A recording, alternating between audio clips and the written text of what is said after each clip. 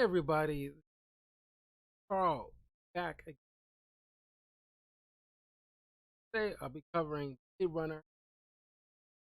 The first Blade Runner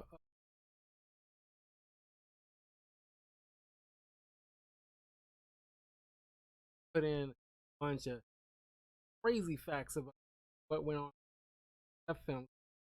Check that out. Covering this movie, this 30 years later. Literally, you know, almost to the crazy that directed not by Ridley Scott, but who my personal taste have amount of watch or care to see Doom movies. I know you guys out to see Doom movies, all these kind of accolades.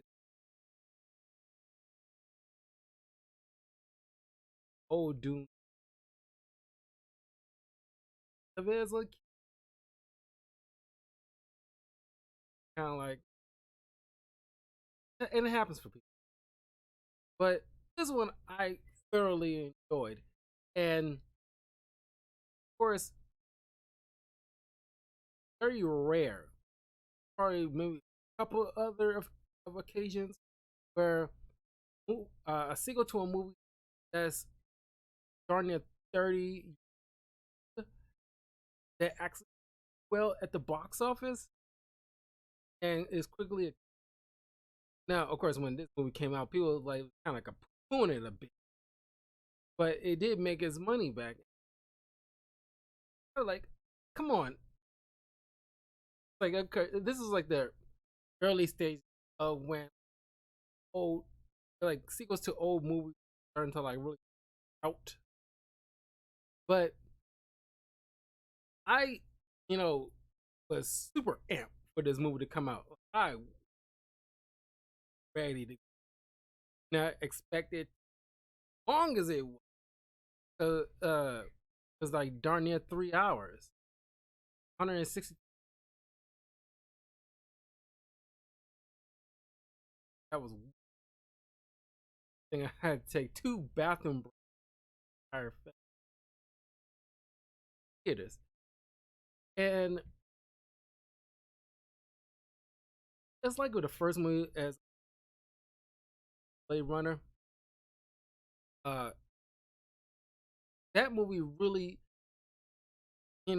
set out a domino effect of like sci-fi cyberpunk film know it to today. And so my theory was moving forward, and I think Blade Runner films, both of them, really, hit the nail on the head in terms of how technology and all stuff are dealing with now. Not exactly, but like of it in the real life. Really, like you can't help but compare one on one. And I was like adamant on a lot of people. First Blade Runner really sparked uh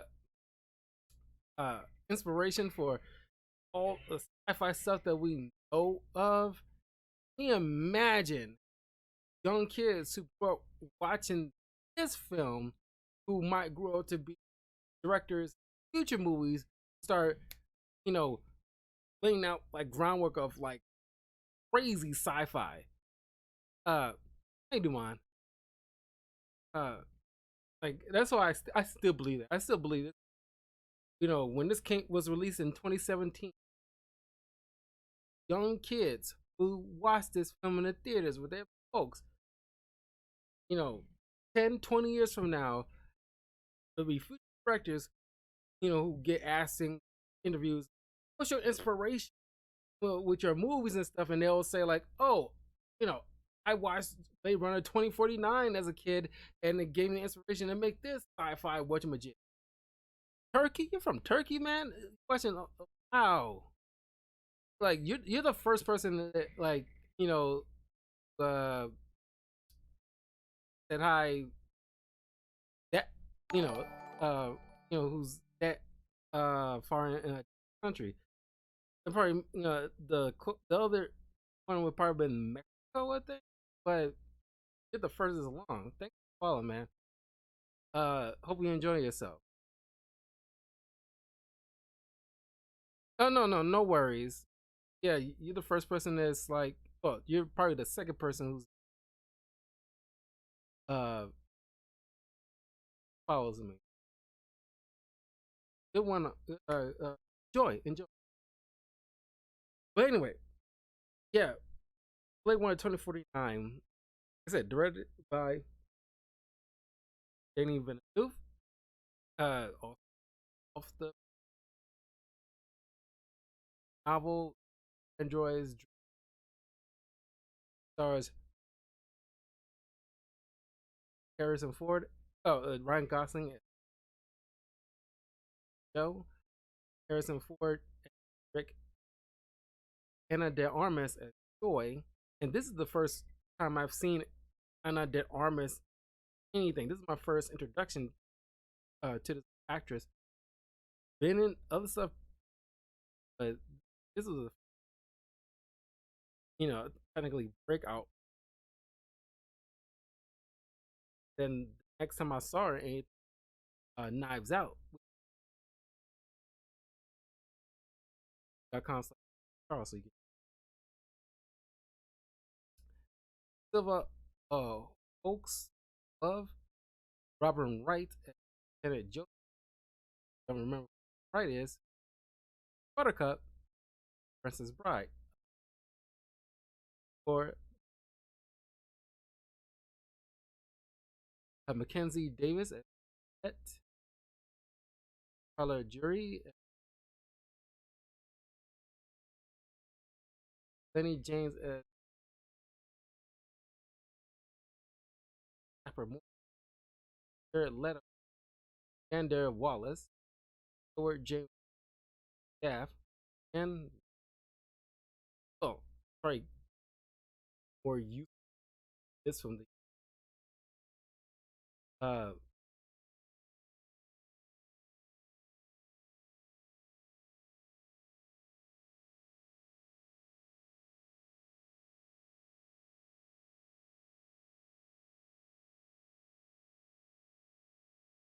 anyway. So 30 years.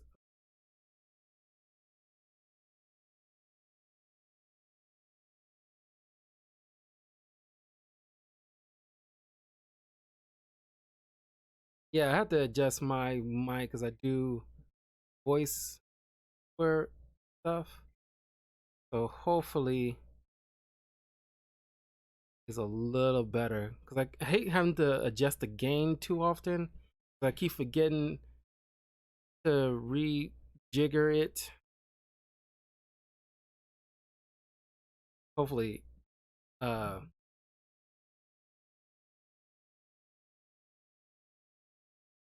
uh, hopefully, hopefully this is better.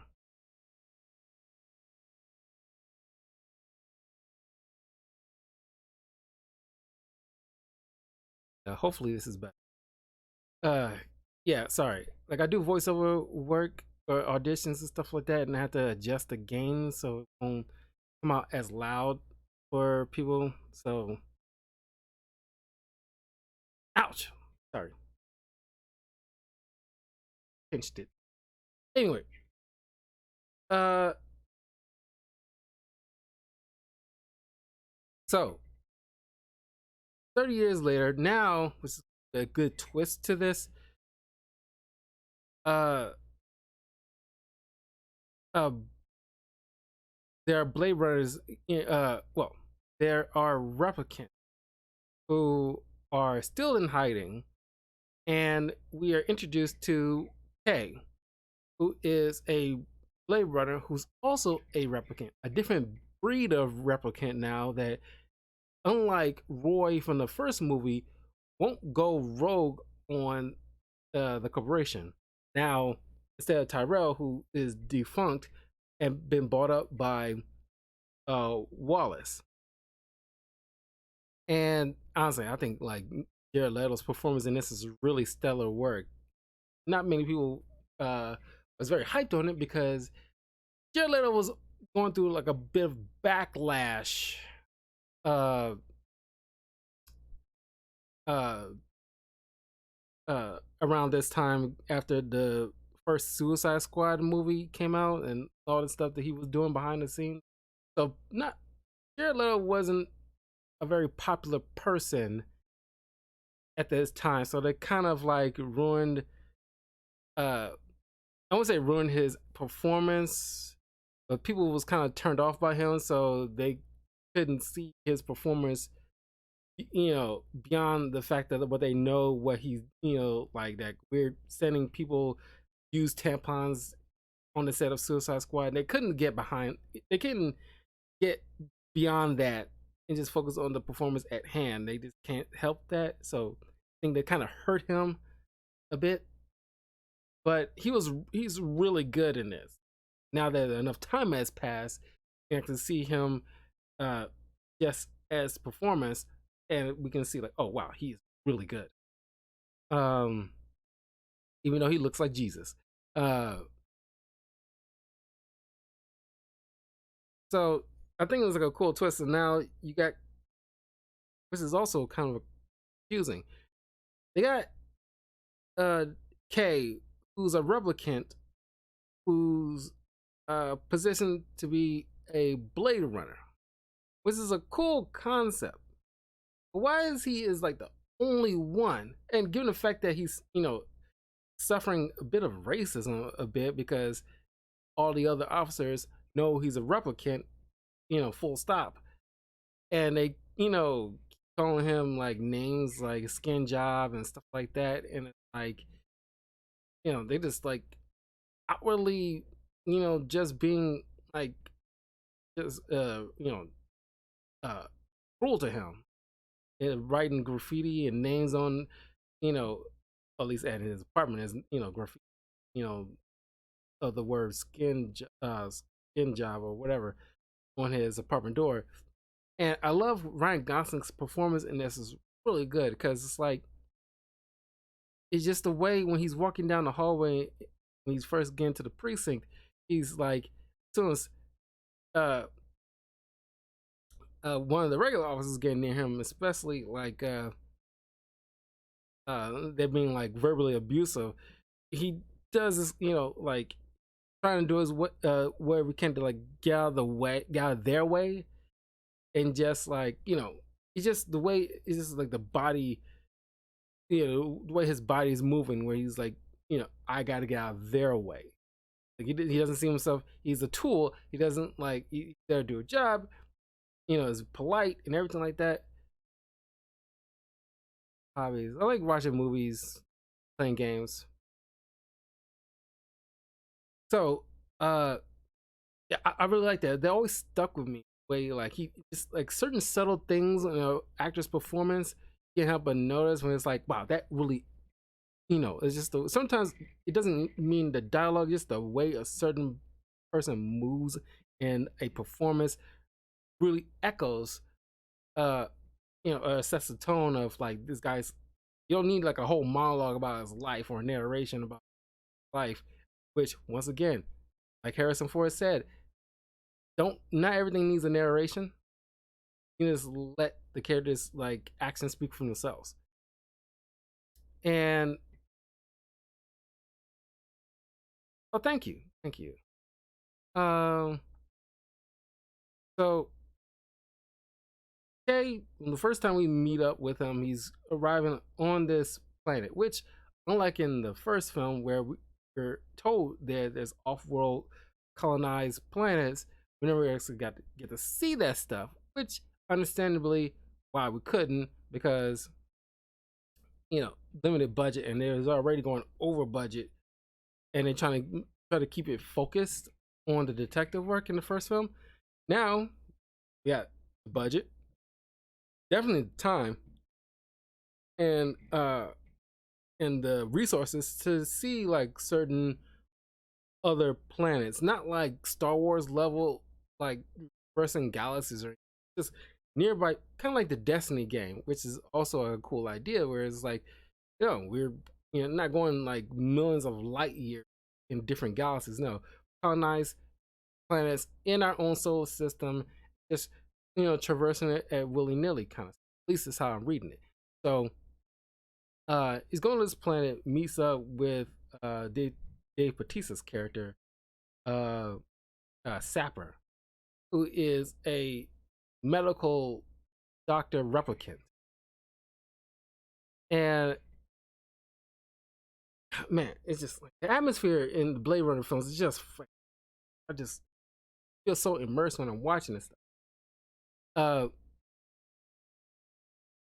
uh, Kay and him having like just trying to have a normal talk. He prefers not to engage in like fisticuffs, especially when it's with his own kind.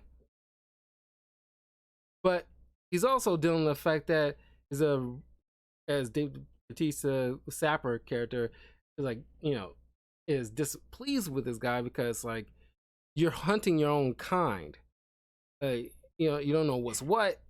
You're ignorant kind of thing, and it's just you know uh, Kate just there to do a job. It's like typical in certain movies like noirish detective movies where it's like I got a job to do, I'm going to do it, by the book, all that stuff until there's gray areas coming to him left and right, and not everything is as it seems. There's more to it, and all that stuff is like unfolding and unraveling his world. I think like really good, uh, really speaks volumes. So, uh, a fight ensues between these guys. Deckard eventually get the upper hand, but Dave Bautista realistically, Ryan Gosling would have got his ass handed. Um, uh, but he managed to kill Sapper, and he finds out that there's something buried underneath this dead tree nearby the house. And so once they eventually get a look at it, it's the remains of a dead replicant, which turns out to be the previous female lead of the previous film, Rachel. And also from the uh, examination of the remains, she was also pregnant, which leads to believe that the old Blade Runner Deckard and Rachel had a child. And of course, they all think like both parents are dead, but the child's out there somewhere. They need to find them. So they, the lieutenant tasked Kay to find this child and retire this child. But we also get a window into Kay's world where he's coming home and he has this, artificial intelligence girlfriend essentially.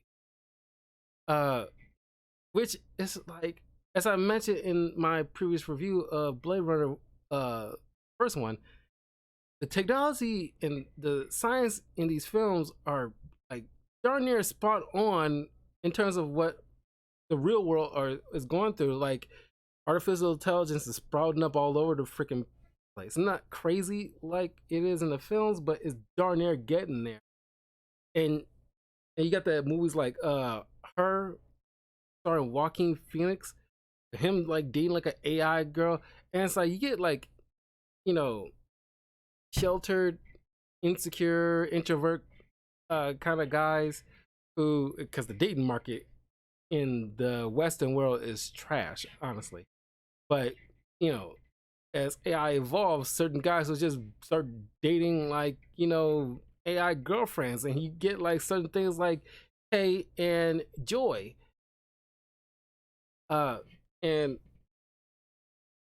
honestly, man, like the performance between Joy and Kay, so good, man. And you just want nothing. Even though she's an AI girlfriend, you want nothing but the best for these two.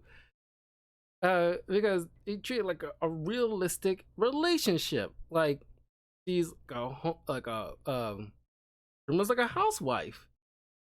She, you know, asks how his day was. Uh, make sure everything looks good. And I mean, she's like a ride or die chick. She even like hired a replicant.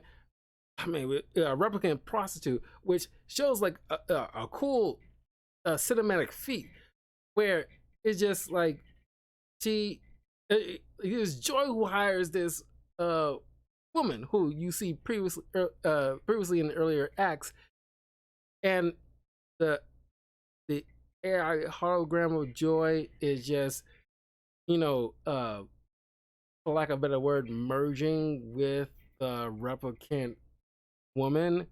And it just like the face of the both women go, they're like in and out, but it's kind of like a seamlessly blend where he's like, you see Armored Amis's face with the prostitute's pink hair all merged and stuff like that. Is really dope because she wants to make uh her man feel good, and it's just like she like loves him and wants to make sure he's happy. And he even buys her a present where it's just kind of like this tool where she's not bound within the house.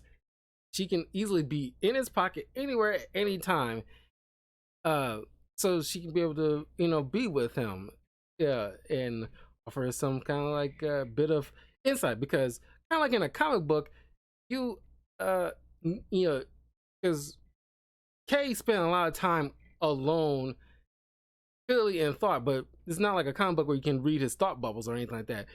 Sometimes you need another character for him to bounce off of, and Joy is that from time to time. And she's not crazy annoying. She shows up when she needs to show up. When it is important for the scene itself, it all works. It handles so well. Honestly, like I said, so like if I had to pinpoint my favorite characters in this film is Kay, Joy, and Deckard. By far my favorite characters in the entire film. Anyway, so uh uh all the through the most of this film, uh Kay is getting these, memories because, you know, uh replicants get false memories in order to make it easy to believe that they're like, oh, human in a way. Uh but he's getting these memories about his, childhood at growing up in an orphanage on this janky planet, and he has this wooden uh toy horse.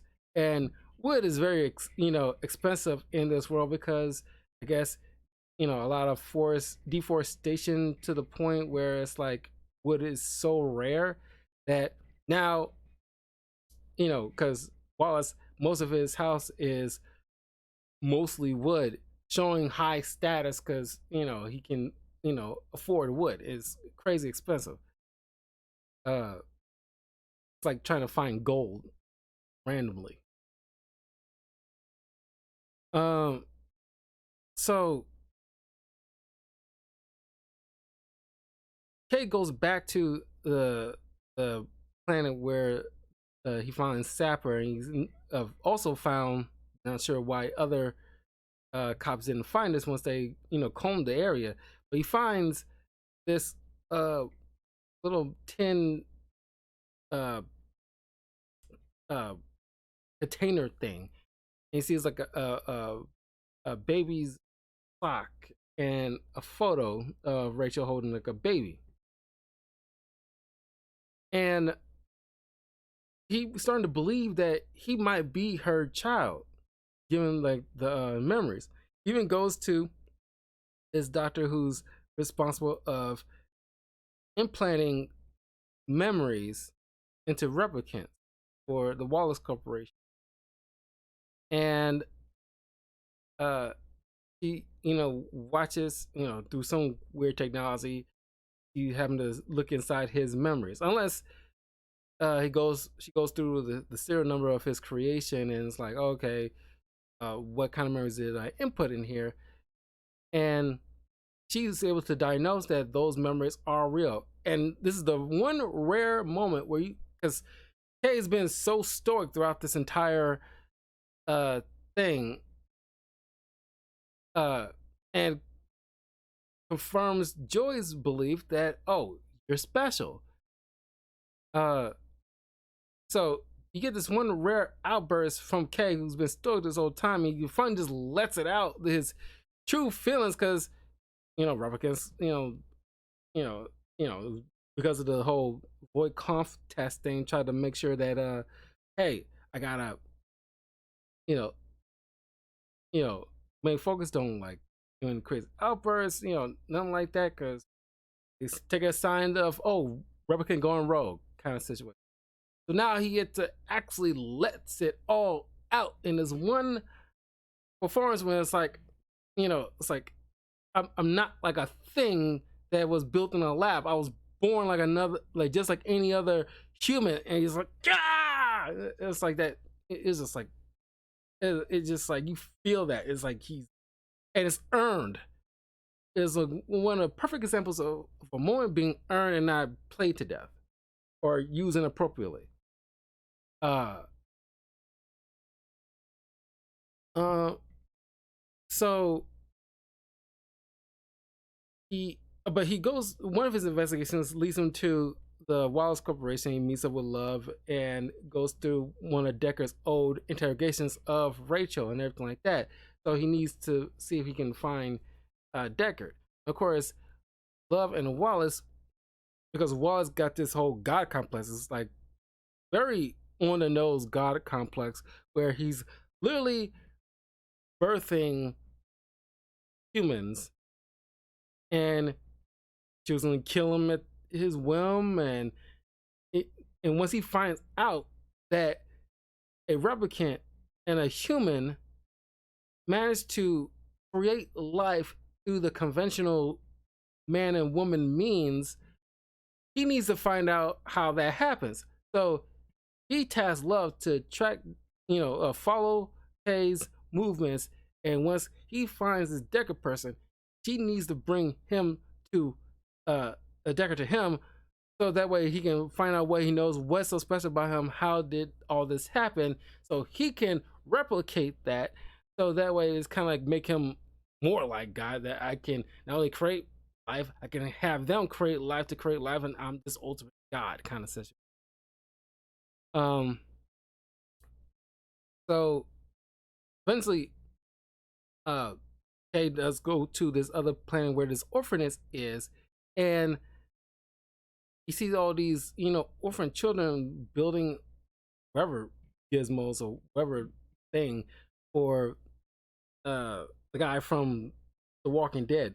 Got his doggone name, and it's like, hey, you're not gonna freaking call somebody. It's never really like being a cop.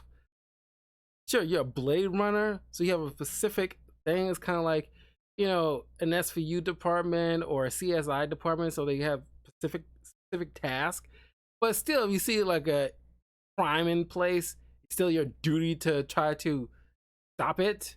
So you see like orphan children in a slave labor force. You want to call somebody, don't you? I think that's like left completely in the air. It's like, nobody's gonna do anything about this. It's kind of effed up. But is all this confirming, because he's trying to find the records of like the baby's records. So of course, it's been ripped out, which adds to more of his suspicion.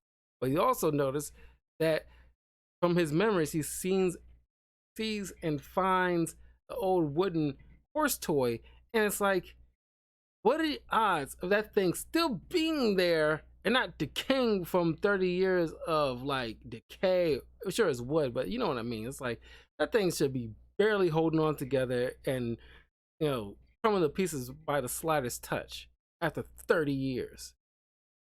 Well, not necessarily 30 years. It's like the kid was like, would have been what? Let's just say 9. So what, like 21 years? Uh, but ultimately he finds out that Decker might be hiding, given the fact that horse, the wooden horse, has some thanks from the guy from like I'm the captain now guy. He studies it and sees there's some trace bits of like kind of radiation, and leads him to uh uh uh a broken down Las Vegas from some kind of I guess some uh what's the word, catastrophe or something like that. But the landscape is just awe inspiring. Just these giant kind of statues, is deserted, orange tint, fog, desert area. It's just like, man, it's just amazing. He finds Decker in his old casino, and of course, a fight between these two occurs. But when things settle down, he questions Deckard uh, about the situation. Deckard explains that, like, I don't know anything. Was not meant to know everything, because me and Rachel's child had to, our child had to be protected, because the Blade Runners won't stop hunting us. We had to make a choice, and I chose my daughter's life. Well, spoiler, is actually a daughter, not a son. Like, I chose my daughter's life over just the joy of knowing her and raising her, because I don't want them finding her and dissecting her. I can't have that. So I chose the lesser of the two evils. But then eventually love finds them, destroys Joy AI, because it's like, man, that part was the most hard. I still remember in the theater, everybody was just in a gasp when Joy tried to stop Love from beating on Kay, who, she's the one who gave him the name Joe, because figure like, oh, since you're born, you deserve a human name. How about Joe? And so he's been like going by like, just like to be called Joe. And that's what he tells Decker, his name, because like Decker asked for Kay's name, and he's like, K, serial number, blah blah blah. It's like, not your serial number, your name, your human name. What's your name? Because Decker, from his time with Rachel, and see these other like kind of replicant resistance movement that's going on. He's starting to look at these replicants more like people and not things. So part of that is acknowledging they have names, to add to the fact they are people have names that should be respected, because that makes them that's one of the things that make them a person. You acknowledge them as a person, not a thing. And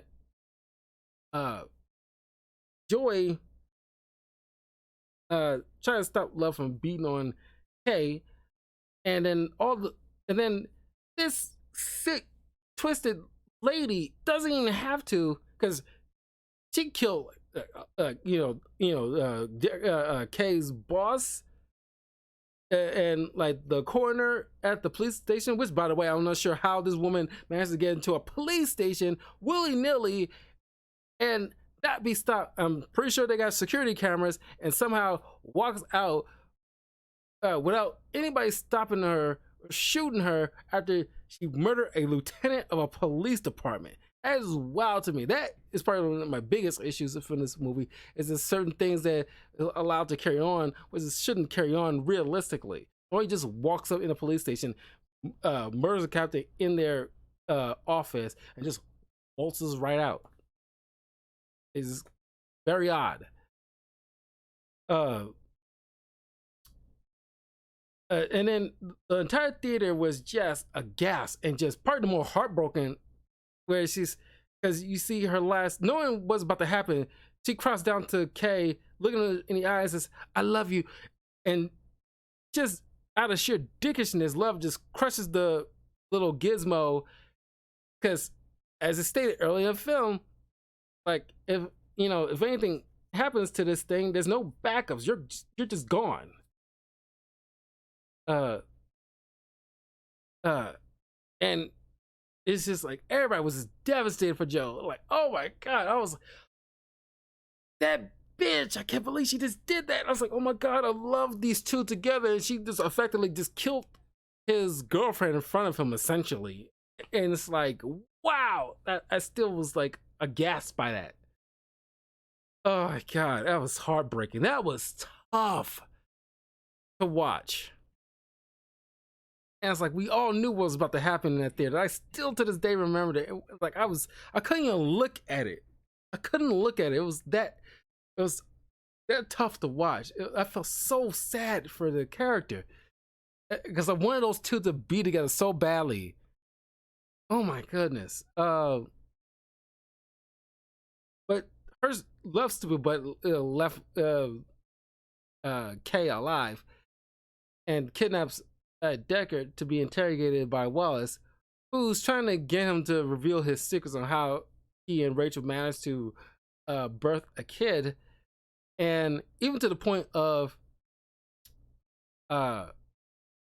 creating a exact duplicate of Rachel as Deckard first met her all those years ago. And of course, this is like a digital recreation of that scene, and they kind of like de-aged and all that other stuff. They didn't actually get the actress Sean Young to come back and de-age her or anything like that. I think that's a smart move because the aging stuff the past few years has been at best hit and miss. So the rather than just not do it, which was a smart move. So Deckard didn't even say nothing to this duplicate. He just turns to Wallace and humbles this smug prick, and it's like her eyes was green, and so he just turns his back, and just the stunned look on Wallace's face, and then Love just walks over it and shoots this duplicate in the head. And it turns out that some people say like, oh, he's wrong. Like, you look back, her eyes were green. Because he also, and some people say he might have just lied about that because he refused to have Rachel used to manipulate him or anything like that. I could see both points, but I mean, the camp was like, yeah, in this scene, her eyes were not green. In the previous film, she had green eyes because I'm not sure if it was like context or something, because the actress literally does have brown eyes, but he still didn't want her to be used against him in order to get info from him. So now Wallace sends orders Love to take him to this kind of planet for interrogation and stuff. Not sure why you don't want to do it in the spot, but Kay gets rescued by Mariette and these replicant freedom fighters, who explains to him about the actual child being a girl, not a boy. There's all a subterfuge just to get certain people tracking them, Deckard and Rachel, off their backs. They patch him up, and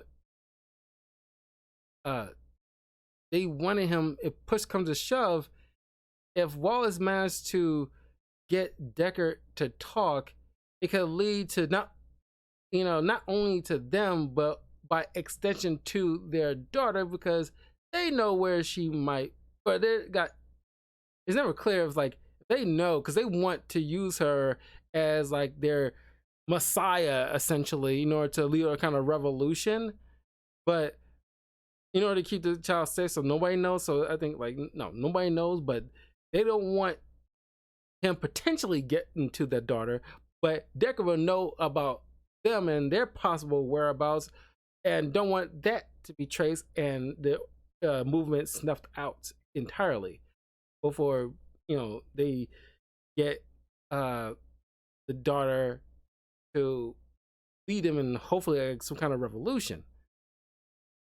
So they task K to do what he does best and kill Deckard, so that way they won't get anything from him, which K doesn't want to do. He's already kind of his world is rocked right now. Deckard's missing. He's not like this Messiah child, and the love of his life is just essentially deleted altogether. And he's walking down like a pathway and walking past this hologram billboard of Joy, the AI that he bought all those years ago. And I don't know why to go with some kind of demonic eyes for Joy, but it's selling like a product. And given like what I've seen from behind the scenes, is which kind of takes away what we I guess that's the point, but it kind of takes away the feeling we had between the relationship between Joy and Joe and what has been built up all up to this point, where she's still a product that adapts to the consumer that bought her. So is it possible that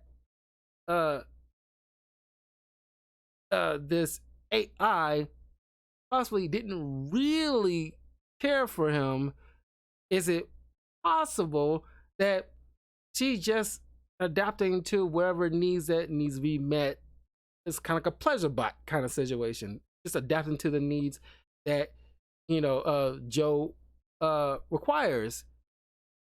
I'm in the camp of I don't think so, because how many AIs go out of their way to hire a replicant prostitute to please her man?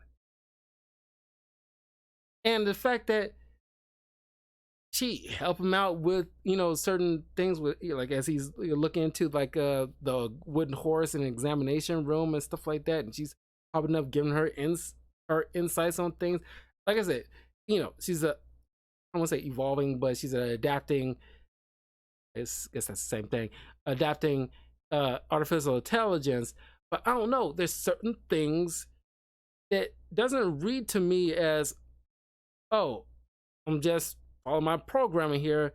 Like I don't really. And the fact that she, you feel something at the exact moment of her death, where it's like she knows what's about to happen to her, and she tried to stop Love from beating on Joe any further, and she really got down to the exact moment to cries down to say, I want to give my final words to this man that I care about. I love you, before she gets destroyed. That's like, if the other side was the case, she wouldn't have done all that kind of stuff if it was just like following a programming. So it's just like, I don't know. It just depends on how you see it, but that's how I'm leaning towards too. It's just too many other instances where it's like, okay, she actually might have felt something for him, and it leads into the thing: can robots and artificial AIs actually can they actually have emotions? I mean, you can make the argument for replicants, but these AI hologram things like Joy, can you make the argument that she actually grew to legit feel something? It is kind of like another tier higher than even replicants, where like there's humans, and then they created replicants, and then the replicants starting to grow. You see from like Roy from the previous film, and you see something like Joe here, and it's like they, or even Rachel, they are, they eventually evolved and adapted, and eventually they understood what love is, and emotions, and pleasures and wants and needs and stuff like that, and a possible maybe soul. But then like now you got a whole nother tier with these AI holograms. Now you have to make the case for them. can they possibly at some point feel legit human emotions for something that isn't originally a human but still human like? It's just a whole nother layer to a whole nother layer. It's fascinating to me. Um anyway, Joe eventually tracks down uh the uh the flying cars that's that Love is in with Deckard. He shoots it with, I don't know, photon torpedoes or something. I'm not sure. Shoots the thing down while it was like a monsoon coming up, uh, and they literally right by like a lake or a river or something like that, and fighting in this big, rushing waters, and Joe ends up drowning Love and saving Deckard, and after realizing who the real child of Deckard and Rachel is, was that doctor who created those holograms, uh, Anna. And of course, Deckard never met Anna because just to keep her safe. So now everybody just assumes that Deckard died in this little watery grave kind of situation. So now not only Wallace won't go after him, but also the freedom fighters won't go after him. So all they know, he's gone. There's no way to gain access to this, child messiah. So he leads Deckard to this building, and he's already kind of, Kay's already kind of bleeding a little. It's very Cowboy Bebop esque because he's leaning on the steps and he's laying down looking at the snowy sky, and you don't know if he's like either gonna die right then and there or not. It's kind of left ambiguous. I don't think so, but it's kind of like that. That's what kind of reminds me of Cowboy Bebop, another kind of cyberpunk future detective kind of thing. You see where I'm going with this? How like what Blade Runner inspired so much stuff. And Deckard goes inside the facility and without saying much, doesn't say anything to her. He just puts his hand on the glass and just smiles and sees his daughter for the first time. And then the movie ends. Oh my god, it's really good, and I can't believe people was after the movie came out in theaters. There's a couple of people who was poo-pooing it so much. I was like, how you guys not liking this film? It's a really good film. Got like some just like a handful of tidbit facts about Blade Runner 2. Ryan Gosling came up with the idea of a system of cells interlinked within cells interlinked within interlinked. It was an acting technique which induced a trance-like effect on his performance. And after this movie, people for at least weeks was quoting this line: cells interlink within cells. I certainly was. It was really good. It's like really kind of like a good quote from this film. There are 3 short films set between Blade Runner 1 and 2 that is referenced in the sequel. It goes in order as Blackout, Nexus Dawn, and Nowhere to Run, in case y'all curious about the in-between stories that really enhance the world of the Blade Runner franchise. Which clearly they was, it make it seem like there might have been a possible trilogy involved, given the fact that we don't know what's going on with Wallace. How's that gonna resolve? What's going on with those freedom fighters? How's that gonna resolve? And of course with Deckard and his daughter, how's that gonna evolve? Because she's in some kind of like secluded area because she has some kind of like maybe because she's half replicant, she has some kind of like not ailment, but it's kind of like a condition where she can't handle certain things on the outside world, so she has to be put in like a safe little containment unit kind of thing. This movie is 2 hours and 44 minutes long exactly. 42 minutes longer than the original film. This is a very long film. Like I mentioned about the wood is so valuable in 2049. That's why Wallace's house is almost entirely of wood, showing his rich status.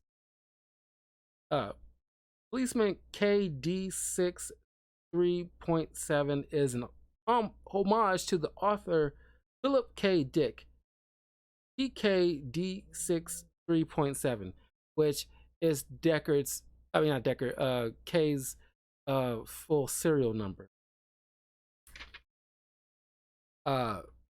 During the fight scene between Deckard and K, Ford accidentally punched Ryan in the face. As an apology, he shared a bottle of whiskey with him and mooned him, showing that, like, Harrison Ford, being like, a gritty action hero, has a funny side to him. The same bell sounds appear when Kay first meets Deckard, and that same sound you can hear during Deckard's showdown with Chris and Roy in the first film.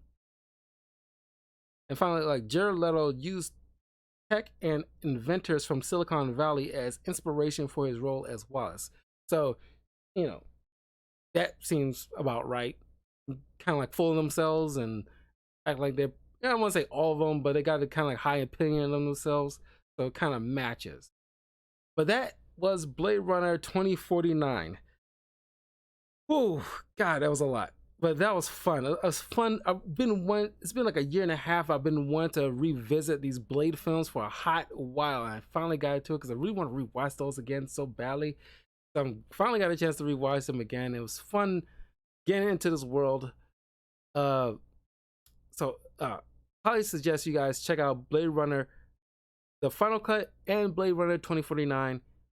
Great films. Very great films.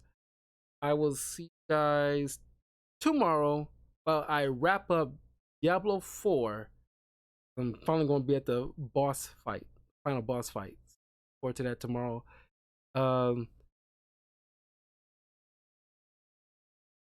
I'll see what kind of reviews I'll have up.